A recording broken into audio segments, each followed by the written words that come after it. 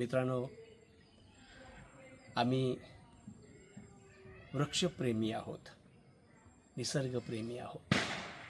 नुसतं प्रेम करून भागत नाही, तर निसर्गाचं जतन करण्यासाठी सुद्धा आम्ही काम करत असतो।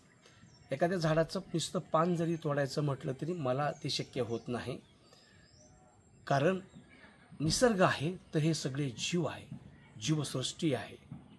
तर त्याचं जतन करण्यासाठी प्रत्येक उपक्रमामध्ये आम्ही सहभागी होतो। हे आमचं उमरग्यातलं छोटंसं घर आहे। या घराच्या समोरच्या बाजूला नको हे म्हणत म्हणत अनाथाची माय विद्याते वाघ यांनी छानपैकी लिंबुणीचं झाड लावलं आणि त्या लिंबुणीच्या झाडाला पहिलं लिंबू लागलेलं आहे। त्या लिंबाचा आम्ही बर्थडे साजरा करणार आहोत। तर चला तर नवीन उपक्रमामध्ये तुम्ही आम्ही सहभागी होऊ। लिंबाचा आम्ही बर्थडे साजरा करणार आहोत, कारण लिंबाला आता आमच्या किमान 3 महिने झालेले आहेत, पण 3ऱ्या महिन्याचा सुद्धा बर्थडे साजरा करण्याची परंपरा आहे। हा साजरा करू। तुम्ही आमच्यासोबत, मी तुमच्यासोबत। एक झाड लावा, एक झाड दान करा आणि कुठेच नाही तर स्मशानभूमीमध्ये एक झाड लावा। पुढच्या 4-5 दिवसामध्ये लोहारा तालुक्यामध्ये आम्ही 3000 झाडं लावून 1 वर्ष सांभाळून त्या देवस्थानला परत देणार आहोत। असे अनेक उपक्रमामध्ये आपण सहभागी होऊ शकता।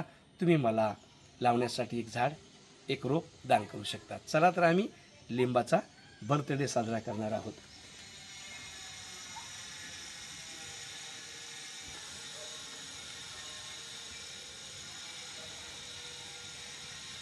चला लिंबाचा बर्थडे साजरा करू।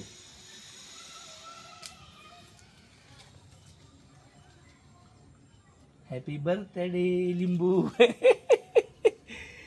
ह्या लिंबाचा गोल गोल बर्थडे आम्ही 3ऱ्या महिन्यात साजरा केला आहे। आता लिंबाला बरीच फळं लागतील। बाजूला चिक्कूचं मोठं झाड आहे, पहा भरपूर चिक्कू लागलेले आहेत। तुम्हाला इकडे पण दाखवू का? बघा इकडे या, हे बघा समोरच्या बाजूला असे मस्त चिक्कू लागलेत। आता 4-5 दिवसात ते पिकतील। हे मोठे मोठे चिक्कू झालेत।